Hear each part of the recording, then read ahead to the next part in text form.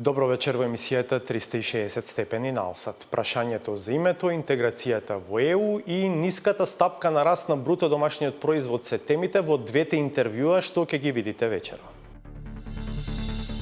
Ова би го подвеле под вообичен фолклор кога станува збор за преговори за толку чувствителни прашања кои се во самиот финиш или за реално постоење на проблеми кои што можат и да го урнат процесот.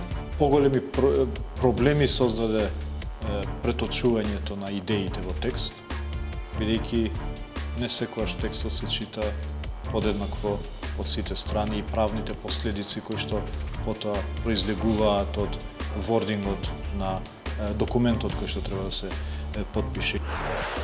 Дали е ова очекуван податок за вас или изненадувачки? Па мислам дека изненадувачки за сите, од најмалку две причини.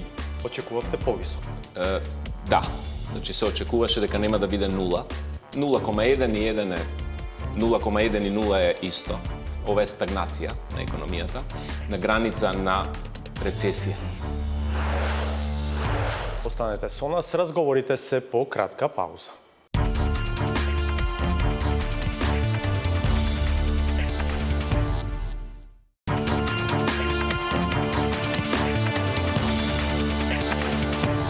По дводневната посета на Брисел, средбите со неколкумина еврокомесари и други европски представници, вечерва во студиото на 360 степени е вице-премиерот за европски прашања Бујар Османи. Добро вечер, добре дојдовте. Мирно, фалемдерит повтес. Прашањето за името, тесно поврзано со интеграцијата во НАТО и ЕУ, доминира на јавната сцена во овој период. Велите, последните метри од секоја трка се најтешки. Тука се разликуваат лидерите од другите, треба да се издржи овој последен период од маратонот и да заврши позитивно, тоа ќе одблокира целата држава. Ако треба да прогнозирате исход во овој момент, што би рекле? Мислам дека е прерано да се прогнозира исходот, можам да кажам што посакувам и што сите граѓани посакуваат. Најбрзо да се заврши ова прашање со цел да ги фатиме роковите кои што ни стојат пред нас за членство во НАТО и за започнување на преговорите. Меѓутоа, намерно потенцирам дека последните метри од овој долгогодишен маратон се најкритични. Реално, кога и притисоците се најголеми, кога и евентуалните бариери се најголеми, кога емоциите се на највисоко ниво, меѓутоа мигови кои што можат да го дефинираат исходот во позитива или во негатива. Ова би го подвеле под вообичен фолклор кога станува збор за преговори за толку чувствителни прашања кои се во самиот финиш или за реално постоење на проблеми кои што можат и да го урнат процесот? Јас ќе кажам мое чувство во процесот, кој што не мора да значи дека е наша државна позиција по однос на тоа прашање, дека поголеми проблеми создаде преточувањето на идеите во текст, бидејќи не секогаш текстот се чита подеднакво од сите страни и правните последици кои што потоа произлегуваат од вордингот на документот кој што треба да се потпише. И затоа ова чувство во јавноста дека наеднаш имаме добри можности за завршување и наеднаш чувство дека нешто работата не оди, а тоа е токму поради овој факт што до сега се разговараше за принципи, до сега се разговараше за тоа како треба да изгледа договорот, меѓутоа кога влегувате во преточување на идеите и на принципите во конкретни легално обврзувачки чекори, тогаш ситуацијата нормално дека станува деликатна, станува тешка, станува предмет на различни интерпретации, на различни... Да, вие денес велите, тоа е повеќе прашање на различна интерпретација на пишаното. Тоа е мое чувство. Тоа е мое чувство и затоа сметам дека има простор да бидам оптимист. Македонското МНР вчера порача дека квалитетот на договорот е поважен од кој било рок, на што грчки владин представник коментираше: имаме добар договор на маса, и сега го продолжувам цитатот, што како што рече премиерот на ПРМ треба набаргу да се затвори, за жал некои инсистираат да играат игри. Каде се главните проблеми? Видете, јас се сложувам дека квалитетот е важен затоа што треба да овозможи одржливост на процесот. Прво, процесот треба да помине низ референдум, треба да помине уште неколку чекори во собранието и така натаму. И доколку нема добар квалитет, ќе бидат бариерите потешки за реализирање. Меѓутоа, не можам да се сложам дека само квалитетот тука е во прашање. И брзината е важна.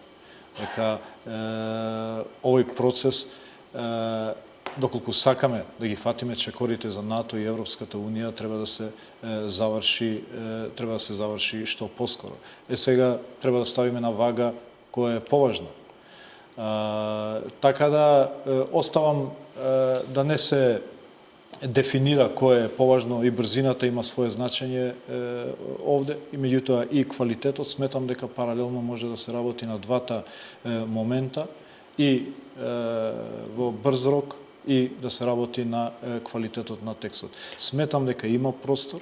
Сметам тоа што е важно е дека волјата за завршување на процесот успешно во двете страни останува непроменета. Треба да се продолжи со меѓусебната доверба, фокусот во овие најтешки делови од процесот, и јас го гледам тој простор. Тој простор кој што во моментот е и предмет на мисинтерпретации, простор кој што е малку фрагментиран, кој што треба само да се консолидира во овој период, можеби и со некој олеснување, за да се дојде до точната интерпретација на тоа што како основни принципи сметам дека немаат суштински. Ве разбирам, кога велите дека не може да се прогнозира исходот, како да оставате простор овај да не успее. Не знам дали е точно оваа моја логика, или сепак работите на вистина отидоа на политичко ниво предалеку за воопшто да се калкулира со неуспех? Видете, јас цело време додека разговаравме за принципите на договорот, сметав дека сме стигнале на иреверзибилна точка на процесот. Дека не може веќе да се врати на почетна точка на преговарање, и тоа ќе има страшни последици за сите. И за Грција, и за Република Македонија, и за регионот, и за самиот процес. Јас повеќе сметам дека може да потврлиме во делот на постигнување на целите од потпишување на договорот. А тоа е поканата за НАТО и за започнување на преговори. А не неуспех во смисла дека ги прекинуваме преговорите, нема решение, продолжуваме секој на свој пат. Значи, тука е разликата за неуспешен исход. Дали ќе биде навремена или ќе биде откако ќе поминат роковите. И таа дилема во моментот го прави притисок. Тоа предпоставувам едната страна и го користи како своја предност во овој процес, и веројатно се обидува сметајќи дека другата има интерес да ги стигне овие рокови, да издействува што подобро решение за себе. Почеток сме кажале дека целиот процес е нерационален од почеток. Меѓутоа, ние имаме суштински интерес за влез во НАТО и во Европската Унија.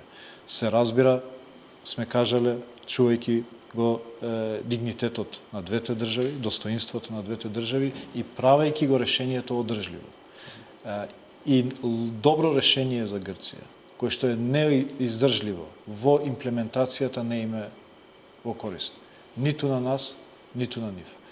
Меѓутоа, јас како вице-премиер за европски прашања, меѓутоа и како представник на ДУИ, сметам дека времето не смееме да го занемариме, иако се согласувам дека квалитетот има значење во процесот. Реков, доаѓате од Брисел, таму 2 дена имавте средби со високи представници на Европската комисија, на Советот на Европската Унија, на земјите членки. Каков е односот на сите тие представници кон ова прашање, што со скептичните Франција и Холандија по паузата? Благодарам за сега. Бидете назад.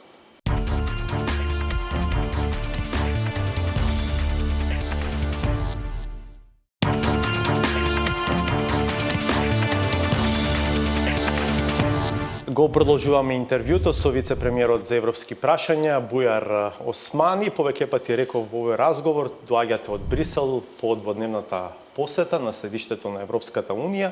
Имавте средба со неколку еврокомесари, меѓу другите и со високата представничка Федерика Могерини. Каков е интересот за оваа тема во Брисел? Мислам дека беше исклучителна посета и навремена, бидејќи се случи во денот кога се драфтира заклучоците за Јунскиот совет. За Македонија има веќе текст или е рано? Видов драфт, меѓутоа се уште е драфт кој што сега ќе подлегне на разговори и размислување од земите членки кои што веројатно може да побарат измени на текстот. Тоа е драфт подготвен од председателството од кој? Од представниците на земите членки. Се разбира на различни нивоа, од КОВЕ преку Корепер па се до министрите, и мислам дека беше навремено за да можам и успеав да ги брифирам сите представници на земите членки таму за нашите позиции, за нашите реформи, за текот на преговорите. Тој оди во насока на ова што е интерес на земјава, од добивање датуми и отворање преговори? Се разбира дека таа одлука на препораката на крај ќе остане за самиот самит. Меѓутоа, заклучоците за напредокот на земјата во различните области е предмет на дефинирање на вордингот и на текстот, и мислам дека имаше добра прилика да можам баш во истиот ден кога одлучуваа да можев да на сите представници на земите членки, вклучувајќи и Франција и Холандија и сите други, да им презентирам како Македонија е различна денеска од пред само една година. Ве прашав за името, да. Се разбира дека главен интерес таму е тоа. И имаме охрабрување и од Могерини и од другите комесари за завршување што побрзо на процесот. Они не сакаат директно да се вклучат во самите преговори, бидејќи тие се под Обединетите нации, меѓутоа се спремни да направат све што треба за да го олеснат овој процес. Се разбира дека сите сме свесни дека е тоа кондицио sine qua non на некој начин за добивање на датум за преговори или за членство на НАТО поради позицијата на Грција и потребната консензуална одлука на самиот совет. Меѓутоа добив печаток, бидејќи и нашите аргументи таму ние не одиме таму на една карта дека ќе го решиме името, сакаме датум за преговори. Напротив, ние отидовме таму со план 18, со одржлив процес на реформи, кој што почнува со планот 369, продолжува со планот 18 и ќе продолжи понатаму. Ќе ве прашам за тоа малку подоцна. Сакам уште малку околу името. Кога споменувате евентуално олеснување од страна, мислите на Могерини, тимото околу неа или на представници на земите членки, дел од земите членки? Тука пред се споменува Германија, а и надвор од овој чадор Соединетите Американски држави. Поради тоа мое чувство дека повеќе се мисинтерпретации и различни погледи кон нешто што е многу слично, сметам дека има простор да се помогне. Така да сите добронамерници на процесот, а не се сите такви, и ќе има такви кои што навистина ќе бидат срекни доколку не се реши оваа прашање. Меѓутоа сите добронамерници може да помогнат во овој процес. Дали е тоа комисијата, дали е тоа канцеларијата на високата представничка, дали се тоа земите членки. Една од целите во Брисел беше токму тоа да брифирам, да информирам, да алармирам за потребата и од евентуално олеснување во овие најважни денови на процесот. Веќе се рефериравте на средбата која што ја имавте со представниците на земјите членки на Европската Унија во рамките на така наречениот КОВЕП формат. Таму биле и представниците на Франција и Холандија, земји кои што не кријат дека имаат задршка околу евентуалното отворање преговори со Република Македонија, па дури и ако навреме се најде решение за прашањето за името. Што рекоа представниците на овие две земји? Сите представници, вклучувајќи и дел од овие земји што ги спомнавте, ни честитаа за напредокот и за тоа што го правиме како влада и во делот на реформите и во делот на политичките прашања. Тонот на тој non-paper што се појави подготвен од овие земји беше друг. Јас не добив таков тон и таков печаток вчера на презентацијата на КОВЕП. Значи, честитки за трансформацијата на општеството и на државата и напорите на владата, се разбира, они ги искажуваат, го искажуваат ставот дека Европа треба да биде поголема, треба да биде посилна пред да стане поголема. Ние го кажуваме нашиот аргумент дека ние го прифаќаме тој став, но сметаме дека не е взаемно исклучувачки со процесот на проширување. бидејќи тие може да се одвиваат рака под рака и паралелно, и процесот на подготвување на државите од Западен Балкан за членство и процесот на консолидирање на Европската Унија се комплементарни процеси кои што може да се Може ли на крај да се одвиваат испостави паралелно. дека Франција сепак и ако се реши прашањето за името ќе инсистира датумот да се одредува по европските избори? Мислам дека доколку се реши прашањето, енергијата што ќе се ослободи од тој договор нема да го остави да ја остави ни една земја индиферентна кон одлуката, и сум убеден дека одлуката ќе биде позитивна доколку. Колку во калкулациите е присутно прашањето за руското пенетрирање во регионот? Зборувавте ли за тоа? Се разбира дека тоа е секогаш една од темите за влијанието на третите земји врз Балканот. И тоа што јас го кажувам е дека неуспешноста на овој процес ќе биде силна порака до таквите земји дека можат да ги засилат своите влијанија на Балканот и дека Балканот ќе стане подла почва за такви геополитички некој плодна почва за геополитички конфликти или пак влијанија, и дека таквите влијанија веќе се чувствуваат во државата на различни нивоа, и мој впечаток е дека како ќе се приближиме кон решение и кон членство, тие ќе се засилат. Не можам да предвидам што форма ќе добијат.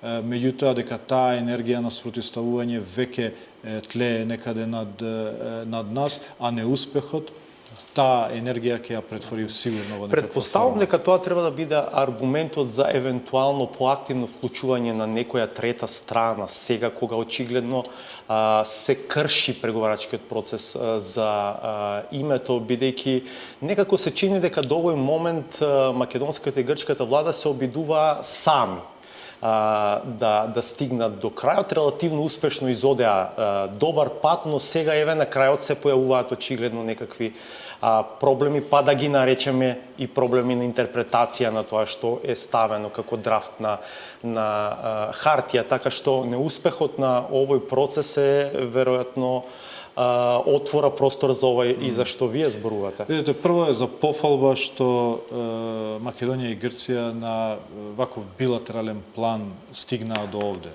А стигнато е до ситуација без преседан во овие 25 години.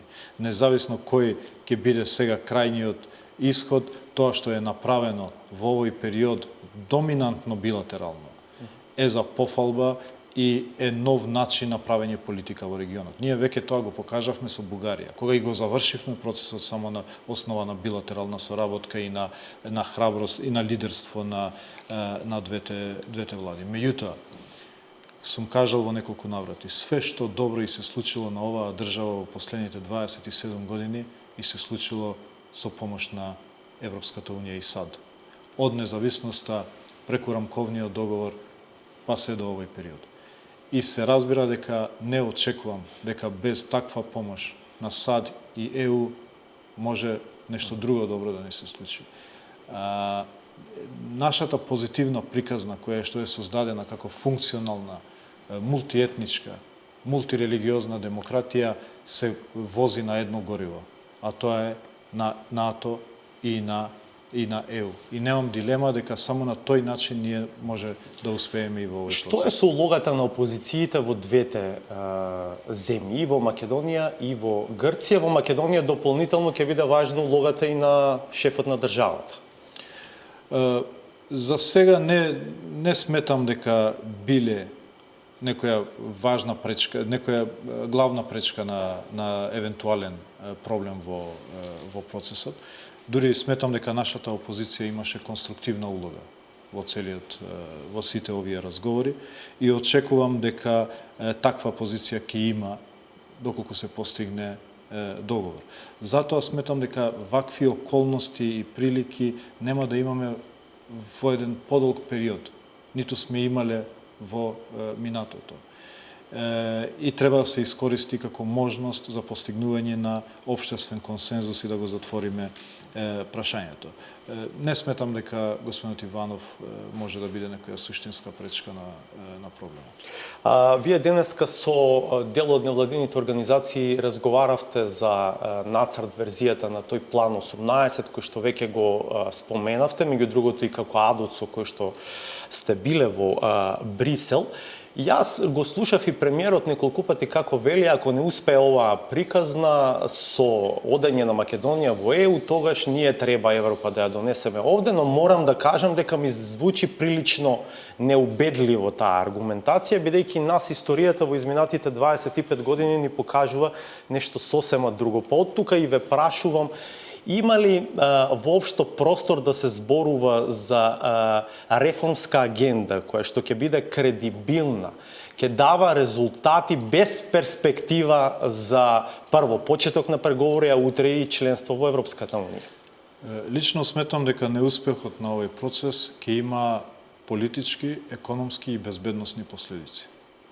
И не само за Република Македонија. Сметам, можеби не толку краткорочно, но долгорочно ќе има безбедносни последици и по целиот регион, а тоа ќе ја афектира и Грција. Така да, тоа е причина зашто двете страни треба да бидат максимално упорни и флексибилни да се најде решение. Мене ме прашаа вчера во Брисел кој ви е планот Б, доколку не успее. Одговорот мој беше планот Б е продолжување на планот А, бидејќи ние немаме друга алтернатива освен НАТО и Европската унија. Меѓутоа, сериозно предупредив за политичките, економските и безбедносните ама ако тоа продолжување подразбира нови 10 потрошени години во празно, тогаш е навистина во прашање квалитетот на перспективата. Затоа велам дека ќе има импликации и затоа секој во овој период треба да биде максимално конструктивен, да се искористи уникатната шанса што ни е дадена за отварање на ново поглавје за државата. Добро, мислам дека е доволно за вечерва. Ќе имаме шанса, предпоставувам, ако се во ова навистина отиде во позитивна насока и активно да зборуваме и за реформската агенда. Благодарам уште еднаш. Благодарам. Ве поканувам да останете на Алсат, следува и второто интервју посветено на последните податоци кои што се појавија, а покажуваат многу ниско ниво на стапка на раст на бруто домашниот производ.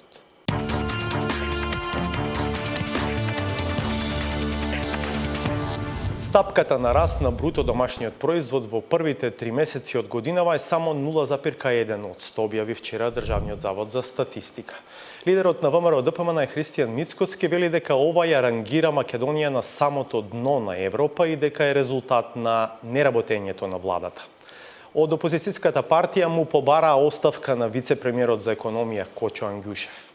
Премиерот Зоран Заев тврди дека се уште е достижна проекцијата за раст на годишно ниво од 3,2% и дека нискиот раст во првиот квартал е поради падот во секторот нискоградба и незавршените работи од фирмите што ги градат автопатите Синохидро и Трансмет. За ова вечерва ќе разговараме со господин Никола Поповски, универзитетски професор, поранешен министер за финанси и председател на Собранието. Добро вечер, добре дојдовте. Добро вечер, добро ве најдов. Моето прво прашање би било дали е ова очекуван податок за вас или изненадувачки? Па мислам дека е изненадувачки за сите. Од најмалку две причини. Очекувавте повисок? Да, значи се очекуваше дека нема да биде 0. 0,1 и 1 е 0,1 и 0 е исто. Ова е стагнација на економијата, на граница на рецесија. Зашто му треба само 0,2, што е многу малку надоле, да биде формално првото тромесечие во рецесија. За публиката, што е референтната точка со која што се споредува? Значи, тоа е вториот аргумент зошто за сите е неочекувано. Првото тромесечие во 2018, кога ќе кажеме дека е 0,1 порасната економијата, односно стагнира, е споредбено со првото тромесечие од 2017. 2017, да подсетиме дека во сите 4 тромесечија, вклучувајќи го и првото, има стагнантна економија, значи околу 0, во едно е малце над 0, другото е малце, значи вкупната економија е 0. Тоа значи дека ние втора година поред имаме нулта стапка на развој, второ тромесечие поред, Иначе, ако ги врзиме сите тромесечија е пето тромесечие. 4 тромесечија од 17-та и првото од 18-та. И никој не можеше да очекува дека една таква стагнација на економијата, дури и предизвикувачки болна стагнација, може да се екстензира, да се продолжи на петиот квартал. Со опасност да сега ние не знаеме што ќе се случи во кварталов кој за 20 дена завршува. Вториот квартал завршува на 30 јуни. Владата вчера кажа дека во наредниве 3 квартали, меѓутоа не сватија дека кварталот е завршен. Ние само статистички сега не знаеме вториот квартал каков е. Иначе тој е завршен. Има една изјава на министерот за транспорт денеска, бидејќи според објаснувањата на владата главниот проблем е ниско градбата. Министерот за транспорт вели дека од март наваму се трошат пари, како да кажам, има градежна активност и дека тоа ќе се осети веќе во вториот квартал, иако морам да кажам дека и тој ги потенцира пред се третиот и четвртиот. Сега, да, значи, но јас не би го свел проблемот, 2-3 членови на влада, вклучувајќи го и премиерот, кажаа дека се должи на таа фамозна изградба на патишта, железници, нискоградбата. Сепак, ако се видат сите сектори на економијата, ќе се види дека имаме многу неравномерна дистрибуција на растот или на паѓањето. Да речеме, ние имаме во земјоделието 6,6 раст, што е сосема во ред, но па во индустријата имаме 1,1. Во индустријата во целина. Индустријата не е најзначајната, нормално, услугите се најзначајните во растот, но поединечно е најзначајната дејност со 20% од БДП. Значи, таму имаме само 1%. Да подсетиме дека таа не зависи од владиниот интервенционизам во градежните активности за инфраструктура. Што значи дека таму општо мерките на владата потврлиле, кои се за 2018, не се спровеле. Дали се погрешно поставени, дали се поставени добро, но не се спроведуваат, моето мислење е дека владата треба брзо да ги утврди двете причини што произлегуваат двете овие работи. Дали има нешто лошо поставено и дали има нешто што е поставено, но не е извршено. Од друга страна, финансискиот сектор кој е моќен, значи финансиска дејност во Македонија, како и во целиот свет, зафаќа голем дел од бруто домашниот производ, тоа се финансиските услуги, пред се банкарство, осигурување и другите, е исто во рецесија 0,8% или заокружиме 1% паѓа. Значи, вие велите дека не е само нискоградбата проблем. Па не мислам, не јас тоа го видка статистика, но имаме многу неравномерна дистрибуција сега. Од друга страна, да речеме пак трговијата, која е исто значајна, е 10% раст. Значи, ние сега имаме една ситуација во која после една стагнантна година сите очекувавме дека во споредба со 2017 економијата природно ќе отскокне. Особено што на домашната сцена се стабилизираа политичките случувања, што значи нема неекономски фактори важни, а дистрибуцијата на надворешните фактори е добра. Значи, прво, најзначајниот партнер на македонската економија, тој е Европската унија, расте со отприлика 2,5%. Значи, таа е огромна економија. Ние од неја сме 0,04% само. Значи, незиниот пораст од 2,5 може да повлече во Македонија и повеќе заради извозната ориентираност. Америка расте со 2,8. Светот на кој ние припаѓаме, тоа е овој свет со среден доход, така, тој пак според Светската банка расте со 4,5%. Значи, ние не сме се снашле во ова глобално окружување кое е поволно за нас. Ниски камати, високо ниво на странски инвестиции кои за 3 месеци сега се надприродно високи за Македонија. Очигледно владата треба да размисли што се случува. Лично, ако ме прашате, мислам дека владата треба малку повеќе да ги ослободи пазарните сили во македонската економија. Задушени се. Сите очекуваат владин интервенционизам. И тоа ја гуши економијата, иако делува абсурдно. Или за некој од министрите може да биде сега ова абстрактно. Ние сме пазарна економија и системски сме поставени. Ако ја гушиме со многу владин интервенционизам, може да не дава резултати. Обкружувањето е пазарно поставено. Иако има интервенционизми, сега ги гледаме заштитните трговските војни Кина, Америка, Европа, па поделни европски држави имаат супер интервенционизам внатре, па и Европската унија, но во суштина е пазарна економија. Ние како да сите пазарни сектори ги натеравме да очекуваат. Еве индустријата, например. Ако разговарате со многу стопанственици од индустријскиот сектор, тие ќе ви кажат дека сега очекуваат овој закон за поттикнување на економијата кој е 90% насочен кон индустријата, да им даде дополнителни ветар во едрата. Но тој не дава, не е ни почнат со спроведување. Тој сектор мора пазарно да се развива, така. Трговијата, банкарството, другите услуги, па и државните услуги. Може би владата и кај државните услуги, кои се во Македонија 1/3 од БДП, класичните државни услуги, јавната управа, безбедноста, одбраната, голем дел од здравството, 2/3 е државно и некаде околу 90 и нешто посто од образованието. Тоа се огромни економски сектори со вработување со нов доход, тие се државни. Како да и таму имаше една летаргија дека сами по себе ќе дадат резултат и кај нив потврдувањето во однос на проекцијата од 3,2 е релативно големо. Какво е значењето на релативно ниското ниво на реализација на така наречените капитални инвестиции? Сега се претвори дебатата во економијата дека ако капиталните инвестиции се реализираат, ќе имаме раст. Мислам, тоа е дополнување на растот. Растот треба да се случува во пазарниот сектор. Значи, например, само да кажам следново, има сега еден проект кој се вика Детски болести на демократијата, кој ги истражува овие феномени. Например, реформите на владата треба да се поддржат пошироко општествено. Владата обезбеди широка политичка поддршка од разни политички субјекти, но треба малце поширока општествена поддршка на реформите. Владата не треба да е затворена за сугестии. Сугестиите ако се критички настроени во смисла да поправат нешто, да вклучат поголема јавност, стручност, експертиза, како да малку се затвори. И како да очекуваше дека ако 2016 ни е реперот сега, пошто 17 е 0, дека во однос на 2016 и без ништо ние ќе имавме некаков раст од 2-3% природен. Ете, не се случи тој природен раст. Значи, мора многу да се замислиме. Од друга страна пак, владата може да се пофали и економијата дава на 3 други места сериозни знаци на заживување. Кои се тие?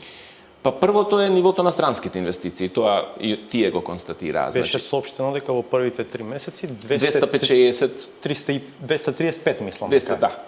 Милиони евра. Да, значи четвртина милиарда, така и дека е тоа нивото на инвестициите во минатите 2 години поединечно секоја година.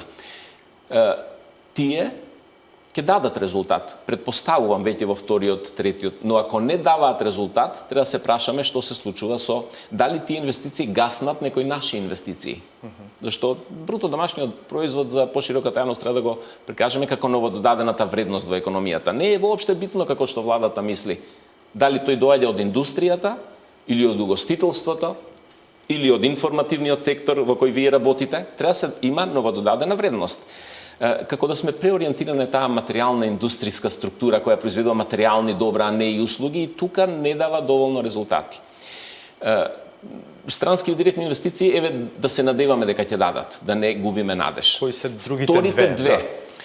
Полнењето на буџетот на приходната страна ги надминува проекциите на владата. А проекциите на владата се базирани на два битни столба. Првиот столб е растот на економијата од 3,2%, и вториот столб е инфлација околу 1,5%. Значи, тие заедно се скоро 5%. Толку е проектирано да расте во оваа година приходот на буџетот по разни основи, и врз основа на реалниот и номиналниот. Но таму растат дополнително уште за 5-6%, ДДВ-то, данокот, персоналниот дан, акцизата не ја спомнувам, зашто таму имаме интервенција, имаме зголемена акциза на едно место 30 милиони и тој раст треба да го изолираме, не е ист од 2017.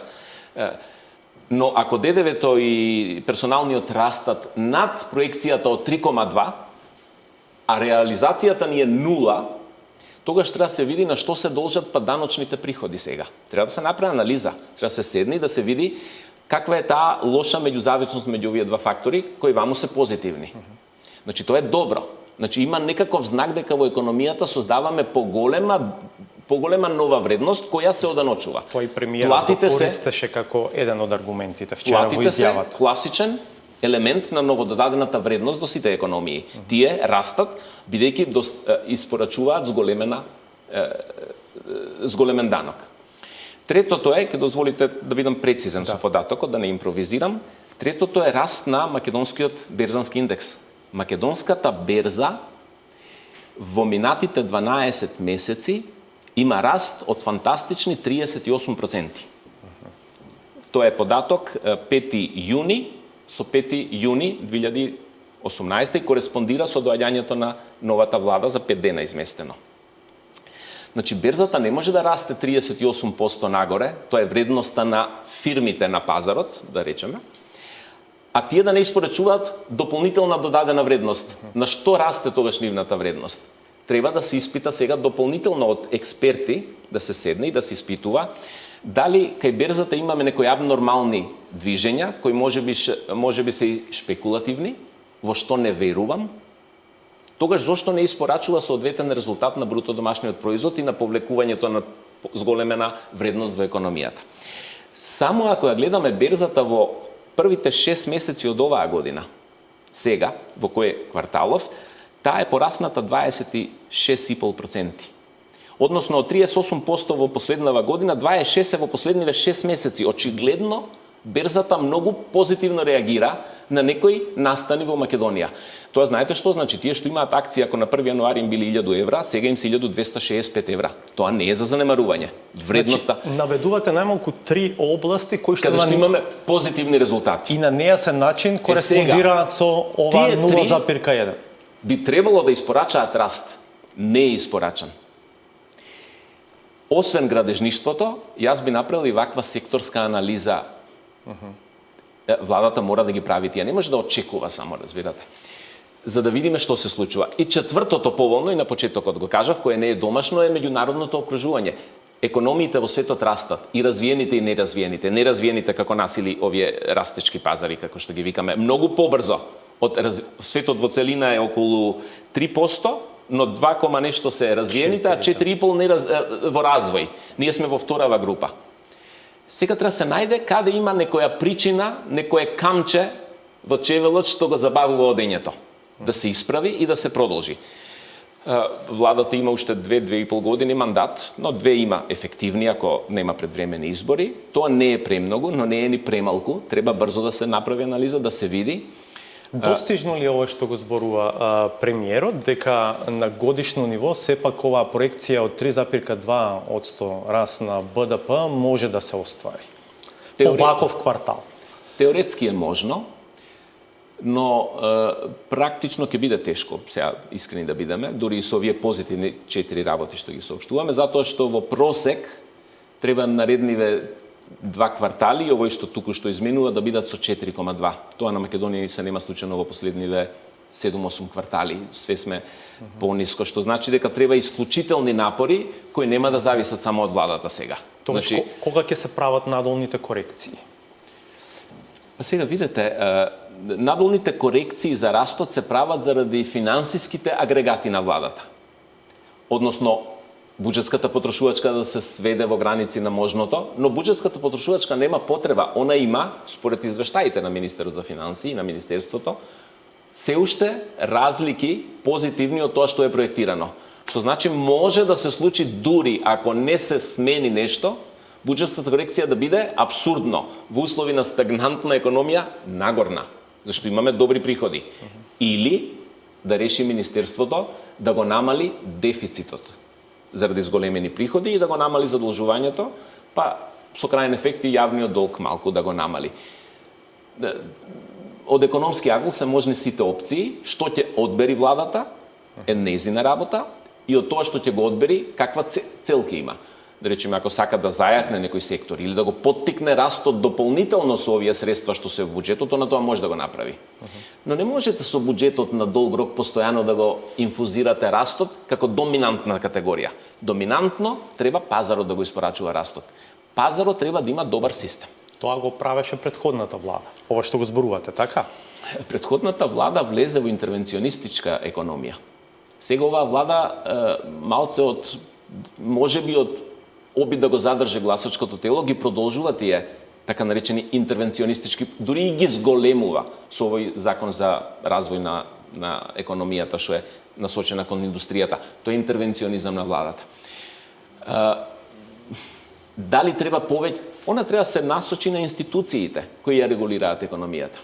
Например, дали регулаторните институции ни се добри. Ние веќе немаме како во услови на социјализмот или од пред 15-20 години кога почна независноста, 2-3 регулаторни институции. Ние сега имаме баредно десетина сектори кои се регулаторно, а не владино контролирани. Така, имаме прво кредитите и паричната маса, од секогаш се регулатор Народната банка, а не владата. Енергетиката комплетно е веќе 15-20 години премината. Радиодифузната дејност е премината. Транспортните предпријатија, нели ова имаме за железнички транспорт, регулаторни комисии разни и така натаму.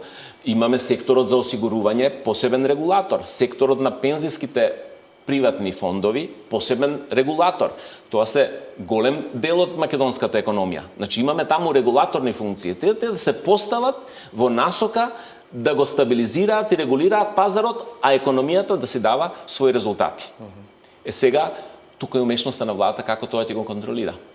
Моje мислење е дека клучот е дека се понадеваа дека со самото позиционирање на развојната политика на 3,2 и така натаму, дека резултатите ќе дојдат некако сами по себе.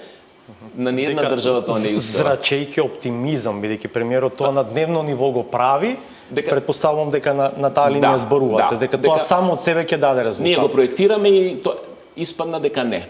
Но пак да повторам сега, овие 3-4 други позиции ни даваат надеж дека има некакво изместување кое може да го врати и растот на економијата на колосек.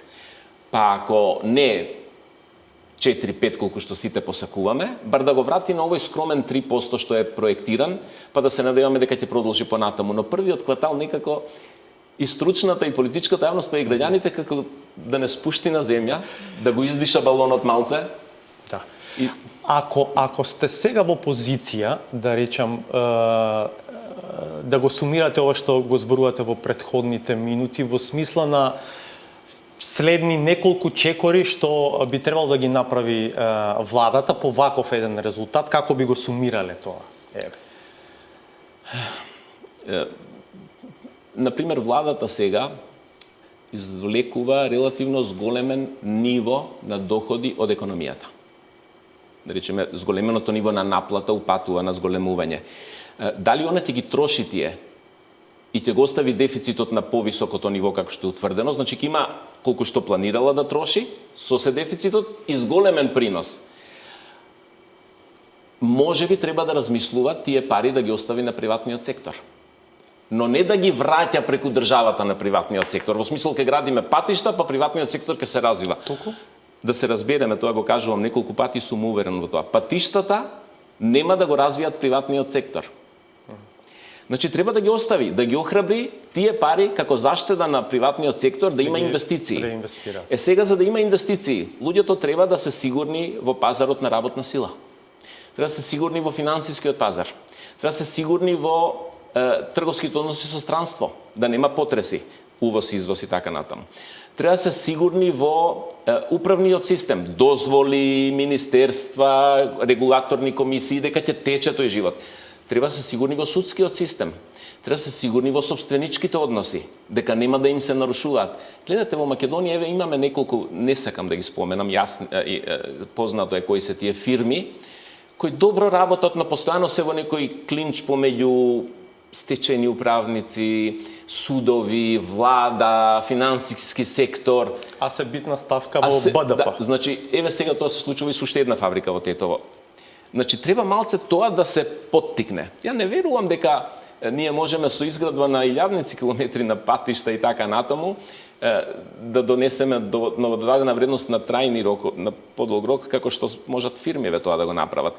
Или, например, сите зборуваме за една сериозна програма за развој на IT секторот во Македонија, кој е извозно ориентиран, кој не бара големи инвестициски вложувања, бара само во човечки капитал. Ама резултатите не се добри таму. Но не се добри. Значи, ние таму треба нешто конкретно многу брзо да се прави, да им овозможуваме како што има индустријски зони. Ситуации каде што тие можат да ги развиваат овие, без многу административни ограничувања, лесно да системот на трансмисија на тие софтвери и све кон странство, да не се полулегално. Знаете, сега голем дел од нив имаат картички во странство, па таму им исплаќаат плата, зашто тука не се односите уредени. Тоа завршува како бруто домашен производ на некои други земји. А тука се создава. Значи имаме статистички проблеми да го опфатиме, зашто не е регулиран пазарот. И сега знаете, ние не можеме да очекуваме дека економијата во идните 30 години ќе се развива во насока на екстракција на природни ресурси. Не знам овие по Јужна Македонија што се рудници за кои се, или преработка на метали. Да, тие ќе растат, но се помалку ќе значат за економијата. Ќе значат услужниве, IT секторот, иновациите, тие треба да се поттикнуваат малце похрабро, но некако тука не гледаме одлучност. Така, одлучноста ја гледаме на другава страна и да се разбереме сега. Светските трендови се дека на светскиот пазар стоките материјални, ако немаат во нив високо ниво на знаење содржано, се помалку вредат. Метали, текстили и така. Треба да има високо ниво на знаење или да се високотехнолошки.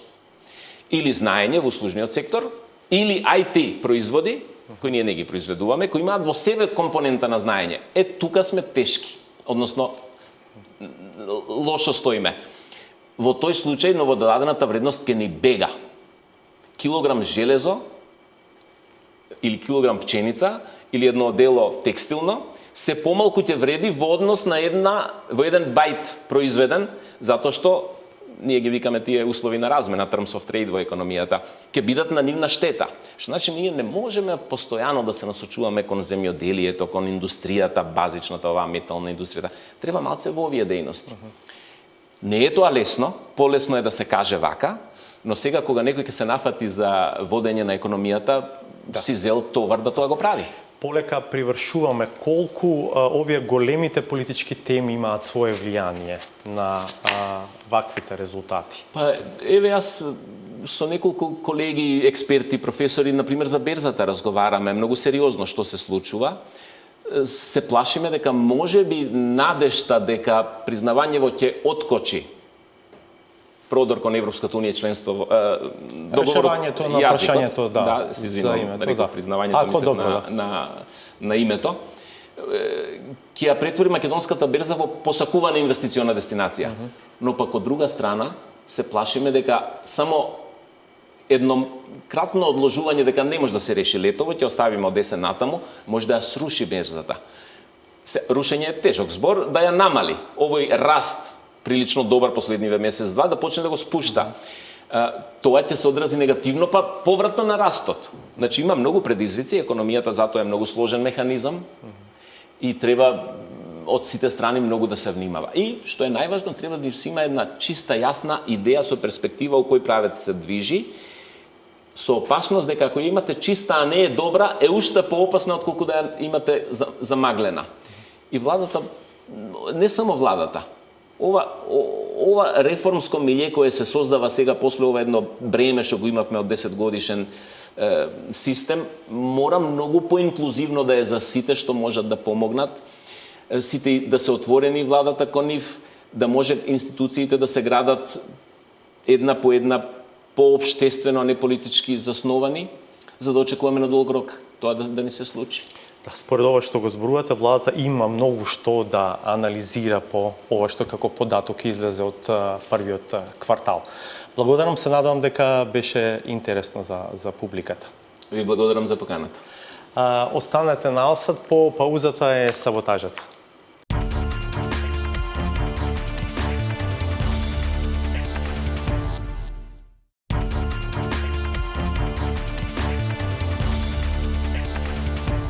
Да го видиме сатиричниот коментар на Сречко Поповски.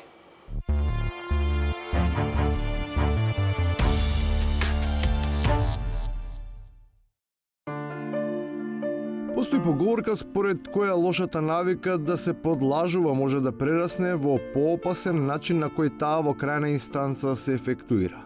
Владиниот скандал мајстор кој очигледно ужива сериозна протекција, што се уште е таму каде што е поставен, продолжува да манифестира непочитување на етичките норми кои треба да бидат пилари на секоја нормална власт. Драги Рашковски има завршено докторат. Вториот докторат исто така му е завршен. Боже те сачи. Тоа што еден докторат е завршен, по ниту еден узанс не се брои како завршен бидејќи не е одбранет, па со самото тоа и не е докторат. Разликата меѓу големите и малите професорски лаги не ја прават ваквиот теготрип и умисленоста, туку бројките. а за нив, од неговото појавување до неодамна, својата доминација во просторот и во времето, тој самиот себе си ја довери. Па се од домаќини некако, од домаќини тој збор математичка прецизност и помеѓу политичарите гледам во Република Македонија. Боже те сачу, Боже те сачу. Тој збор на вистина е од домаќинит, бидејќи секој политичар многу добро ја владее оваа наука, особено кога станува збор за проценти. Сепак при употребата на тој термин мора да се биде внимателен. Оти математичката прецизност предполага никогаш да не се калкулира со вистината оти кога тогаш. Наместо предпоставениот ќар од сигурноста, на контото се впишува огромен зијан. И наместо да ставате празен простор и да ширите заблуда, преку вашиот портпарол и одговорен за комуникација во владата нема износ, еве јас ќе ви го кажам кој е одговорот, нема износ затоа што износот е нула. Тоест, Христијан Мицкоски работеше про боно. Периодот од мај месец 2015 до крајот на април 2016 како универзитетски професор бев ангажиран за одреден месечен хонорар, еве ви кажале од владата околу 1000 евра беше, тој 60.000 денари, точно е тоа. Боже те сачу, Боже те сачу. Но не се само математичките недоразбирања, туку проблем прават и лингвистичките. Моќта на бројките е слична со онаа на зборовите. Тие може да бидат украсени, а беззначајни, со цела промашени, ама никако кажани па повлечени. Оти не е можно да се зборува на еден јазик во Битола, а на друг во Прилеп. И во нашиот нов завет, а тоа е нашата нова изборна програма, Изборната програма е нов завет. Што е тоа на што вие се заветувате, односно што ќе биде новото во сетивата? непогрешно беше протолкувана таа моја изјава, можеби ја малку повеќе архаизмот го користам во сопствените изјави. Ќе се обидам да во иднина тоа да не го потребам. Боже те сачу, Боже те сачу. Се додека речникот кој се користи од однесувањето кое се практикува е неприлагодено, тие што почнуваат се поудобно да седат во фотелите, може да бидат спокојни и да се сликаат, дури и таму, каде што треба да работат. Па јас не сум знаел дека овие луѓе неверојатна работа додека јас зборувам, владеачката структура си прави селфи. Боже те сачу, Боже те сачу. И на крајот, за сепак да нема толкава комоција. Сигурен сум дека во многу илјадници разговори има доволно компрометирачки материјали и за други луѓе, особено за овие кои што се денеска на власт, а кои што опозицијата, предпоставам, ќе се обиде да ги стави во функција на овој притисок за дискредитација на Заев пред се. Боже те сачу, Боже те сачу. Врските со Грција никако да профункционираат. Но можеби не е само до расипаните телефони, туку и до оние од кои сега секој повик е слободен. На крајот сме на уште едно издание на 360 степени. Благодарам што бевте со нас. Се гледаме в понеделник од 22:30. Пријатно.